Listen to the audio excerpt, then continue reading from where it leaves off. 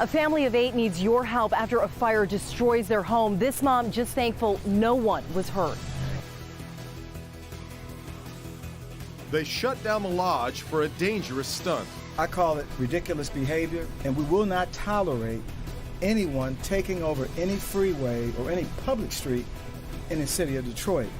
Chief Craig says his officers are going to find the drivers in this viral video. The chief says a man from Canton has already been arrested in that, and 6 additional cars that you saw in that video have been identified. It's a video that really caught fire over the weekend, and the chief says he's had enough and is going to take action. Larry Spruill standing by with more. Larry.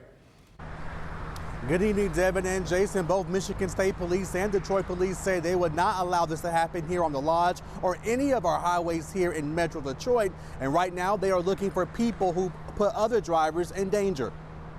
The bottom line is we will find you, and when we do, we will deal with you. Detroit's top cop, Chief James Craig, says it's as simple as that when it comes to keeping the roads safe. It's a message he echoed loud and clear Monday at a news conference just days after this video took off on social media.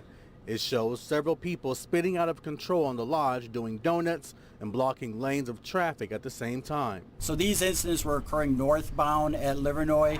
Several people got out of their cars. Many recorded the incident and posted it on social media. It was shortly after that police arrested a 25-year-old out of Canton. In addition to the 25-year-old man that was arrested, we've identified 6 additional vehicles involved in this activity. Craig says they will continue to go after those who put other drivers in danger. They will attack on the roads. Between the days of March 24th through June 23rd, just to give you an example of how serious this department is relative to enforcing traffic, we wrote a total of 6,773 citations. And in the air. It's no secret, if we see you and you run from us, we're not going to chase you. But what you cannot outrun is a helicopter. And Chief Craig says that he will increase his officers here on the road. They will also use technology and, as he mentioned, helicopters in the air to keep this from happening. Again, we are live on the Lodge tonight. Larry Spruill, Local 4. Well, Larry, do we have any update on the other 6 vehicles involved? Yeah, well, as of right now, they're going to continue to look at that video over and over again. They say this is all a part of the investigation, the early parts of this investigation. Jason? All right, Larry. We appreciate it.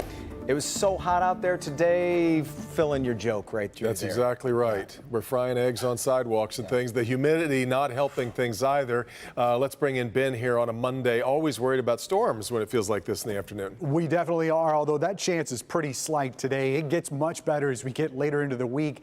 Unfortunately, the 4th of July is one of those days, but all the action right now has been across the UP and northern lower Michigan. This is generally trying to move south, but I think we're going to stay away from the thunderstorms tonight. Tomorrow, not so much. Marginal risk for severe weather across most of lower Michigan, and we will be seeing the possibility of gusty winds and large hail and a lot more of these thunderstorms than just those 1 or 2 isolated stuff that we saw last week. Temperatures tonight, mid to upper 80s through the evening hours, just that slight chance of a thunderstorm, mostly in our north zone. We will look at better chances of wet weather, and also when we can see some relief from the heat in just a few minutes, guys. All right, Ben. Tonight, a mother of 7 is reaching out for help after a devastating fire leaves her family homeless. Carrie Tomlin went through what remains today after the fire, and it isn't much. Our Priya Mann talked to her today about what she's going through and why she's still thankful. This mom of 7 has nowhere to go after a fire ripped through her home. She's just thankful she was outside with her babies when the fire started. I took my kids swimming and I heard it was fire coming from my apartment. Carrie Tomlin was with her baby Saturday morning when the fire started in the kitchen. We couldn't even get in. The smoke was so overwhelming. I just had to call the fire department. I was like, oh wow, look at this. The fire and smoke spread throughout the tiny apartment near Telegraph and 8 Mile in Southfield. You can see all the damage from the smoke. It was going everywhere. Adding to the panic and stress as the fire spread, Carrie's 2-year-old daughter wandered away. Thankfully, someone found the little girl and took her to the police station, where the family was later reunited. Midst of the fire, and some lady didn't know me and took my baby to the police station. I'm like, oh my God, Jesus, I cannot be going through this. What is wrong? Carrie is so worried about the smoke affecting her 6-week-old son that Jordan is staying with her sister. Thanks to the Red Cross, the family spent Sunday night at a hotel, but now they have nowhere to go. I got so much faith, and I believe in God so strongly. I think everything's gonna be all right. I've been worried about y'all. And we're gonna be all right, Ron. Yes, you are. I prayed for you, too. Thank you. I sure did. This hardworking mom isn't looking for a handout. She's hoping someone will give them a hand while she looks for a new place to live. I'm just glad we're alive. We are alive. I'm like, what if we were be sleeping or something? Oh my God. And this mom is also worried she's going to lose her $1,600 deposit. If you would like to help them, we have information up on clickondetroit.com. I'm Priya Mann. Send it back to you. Boy, she really does have a great attitude, though, considering, Priya. Yeah. Were they able to save anything from the apartment after the fire? So most of it was damaged by the smoke. That's why she doesn't even want to spend the night there. And that's why her 6-week-old is with her sister right now. So not a lot is salvageable. And really, she doesn't have anywhere to go right now. So again, if you would like to help this hardworking mom, we've got information on clickondetroit.com. All right, Priya. Thanks. Let's now get to a Local 4 update. A 31-year-old Southfield man facing charges in a shooting that critically injured a 13-year-old boy at a Detroit gas station over the weekend. Charles Phillips charged with 3 counts of assault with intent to murder. That's just one of the charges, 3 of the charges. Phillips allegedly shot 2 people at the BP on Telegraph and 7 Mile Friday.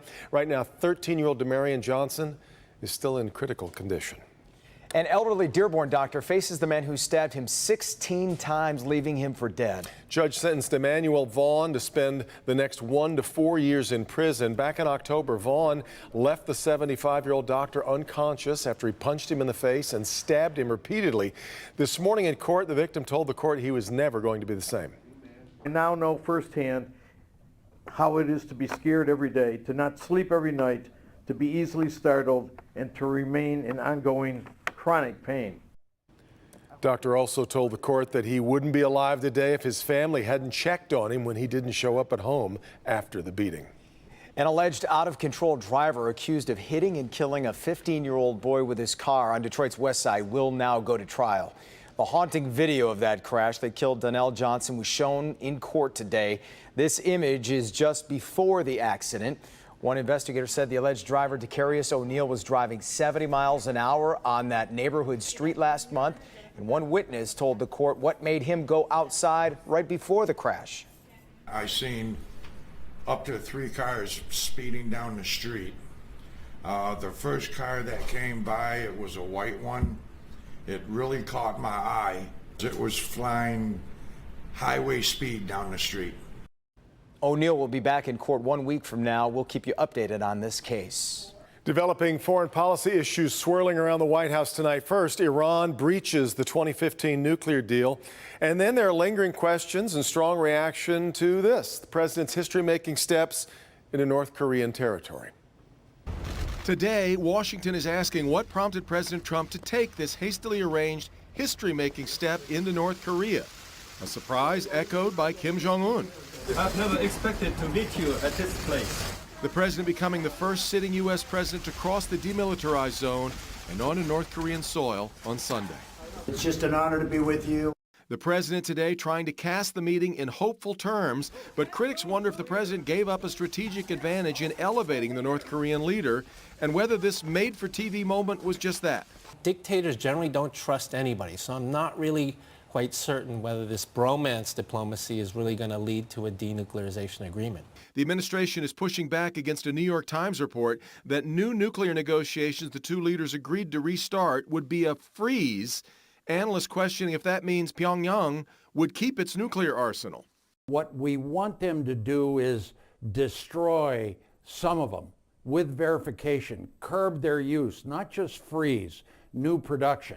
North Korea getting its mileage from the meeting, releasing a dramatic propaganda video complete with music.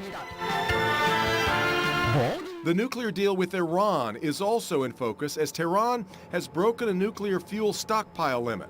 Some believe the Trump administration can use this to its advantage. That limit was set by the 2015 nuclear deal that the president pulled out of last year. The thing that's in common here, both Iran and North Korea face crippling U.S. sanctions. However, President Trump is leaving open the possibility of scaling back the sanctions on North Korea. Get ready to pay a little more at the pump this 4th of July. AAA says gas prices in Metro Detroit are up 8 cents at $2.82 a gallon. That's 3 cents more than the statewide average. While we're experiencing a little bump, gas prices are still 21 cents less than this time last year, if you can believe it. Nearly 1.5 million drivers are expected to be on the road to celebrate the holiday. I always wonder if that means they're traveling or they're just running to the store. Well, that's exactly right. Got to get everything ready for the big weekend. That's right.